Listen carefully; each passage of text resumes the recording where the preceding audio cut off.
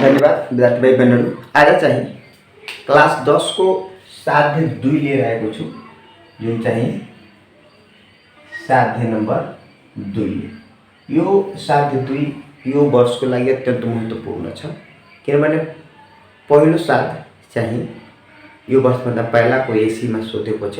अब 2 सोध्ने मेरो केस छ, त्यो केस स्टेटमेन्ट, त्यसको चाहिँ हामीले स्टेटमेन्टको बारेमा कुरा गरौँ कि एउटै आधार छ र उही समानान्तर रेखा बीच बनेको एउटा सच अनि समान्तर चतुर्भुज र एउटा त्रिभुज छ।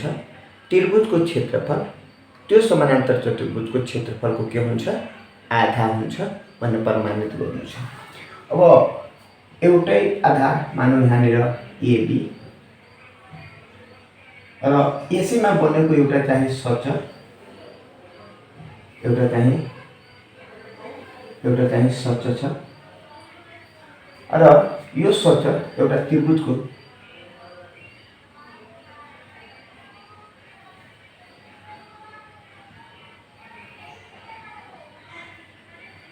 एबी सीडी र ई के भनिएको छ कि साध्यमा हामीले त्यसलाई गिभन भनेर लेखौँ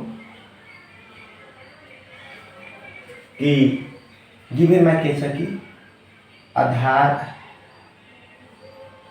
रेखा एबी योसँग यो आधार रेखा एबी मा सच ए बी सी र डी र त्रिभुज ए बी ई छन्। यो एउटै आधारमा बनेको हो त्रिभुज र एउटै आधारमा बनेको यो सच दिएको छ। अब हामीलाई प्रमाणित के गर्नु पर्यो, टु प्रुभ कि त्रिभुज ए बी ई को क्षेत्रफल बराबर हाफ सच ए बी सी डी को हुन्छ। अब यसो अर्थ हामीलाई यो एउटा यहाँबाट यसरी रचना गर्दौ प्लानिङ कि एई पैरेलल बीटी नीचे एकदमै सर्ट तरिकमा यति बनाउँदा तपाईले पर्फेक्ट हुन सक्छ। अब प्रमाण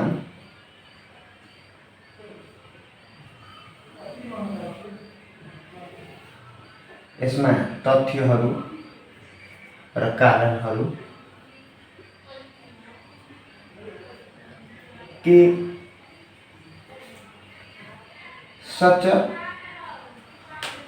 यसमा जुन दिएको छ, जुन यो सच ए बी सी र डी, ए बी सी र डी को क्षेत्रफल बराबर हैन, यसको क्षेत्रफल जुन दिएको छ यसको क्षेत्रफल बराबर सचको क्षेत्रफल हैन, ए बी डी को क्षेत्रफल, जसरी कि ए बी सी डी को क्षेत्रफल के हुन्छ, सच ए बी डी र ई को क्षेत्रफल हुन्छ। त्यसको कारण हामीले थाहा छ के एउटै आधारमा बनेको दुईवटा सचको क्षेत्रफल के हुन्छ कि एउटै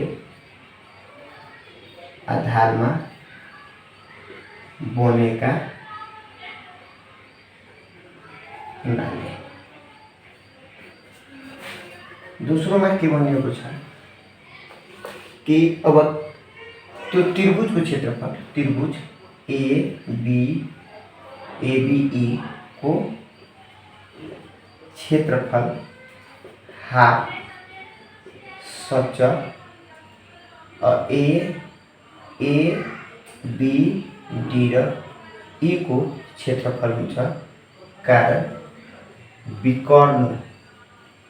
विकर्णले सचललाई के गर्छ सन्धिभाजन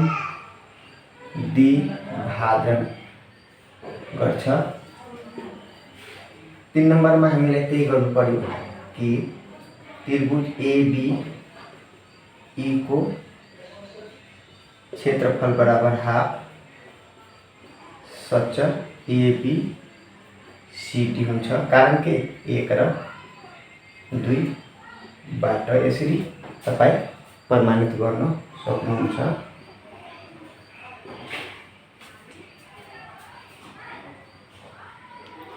विद्यार्थी भाइ बहिनीहरू, आज चाहिँ फेरि साध्य लिएर आएको छु। जुन कक्षा 10 क्लासको साध्य 3 छ, साध्य 3 तपाईँ त्यसको स्टेटमेन्ट याद हुनु पर्यो। एउटै आधार उही समानान्तर रेखाहरू बीच बनेका त्रिभुजका क्षेत्रफलहरू बराबर हुन्छ। एउटै आधारमा बनेका दुईवटा त्रिभुजको क्षेत्रफल बराबर हुन्छ। जस्तै मानौँ एउटै आधार मानौँ AB दिए, मानौँ AB 5 सेन्टिमिटर छ, एउटा यो प्रकारको त्रिभुज छ। फेरि यसै तपाईँ यहाँ हेर्नुहोला A र B छ, A र B छ र यसैमा बनेका चाहिँ त्रिभुज छ, यो पनि 5 सेन्टिमिटर छ भने दुवैलाई कम्बाइन गर्छु भने हाम्रो यस्तो बन्न जान्छ।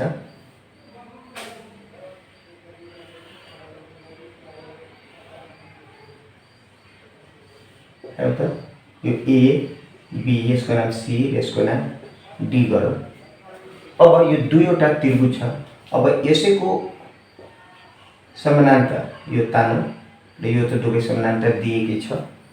अब हामीलाई दिएको के छ कि आधार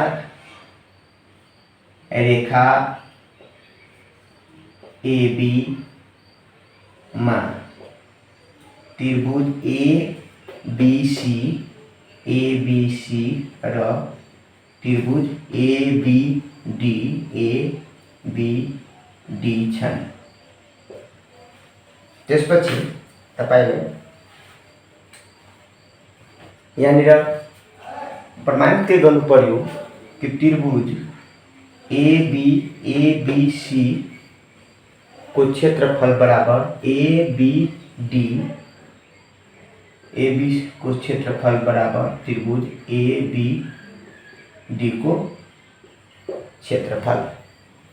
रत्न के गर्यो कि BC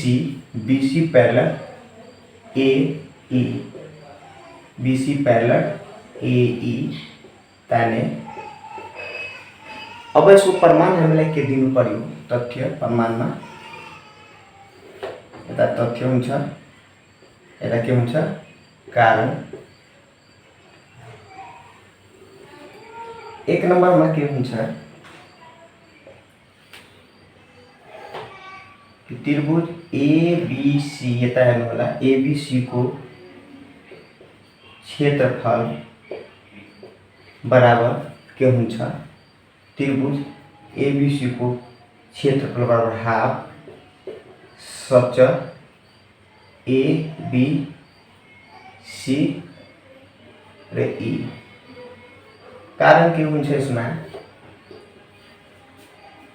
कि यो भन्दा पहिलाको त्रिभुजमा परेको हो। त्रिभुजको क्षेत्रफल दुवै बराबर छ हैन, त्रिभुजको क्षेत्रफल बराबर छ, तर सचको त्रिभुजको क्षेत्रफल सचको क्षेत्रफललाई के गर्छ कि आधा गर्छ। विकर्णले सचललाई के गर्छ? आधा या सन्धिभाजन आधा गर्छ। त्यस्तै 2 नम्बरमा त्रिभुज ABD को क्षेत्रफल ABD को क्षेत्रफल बराबर हाफ सचल ABCE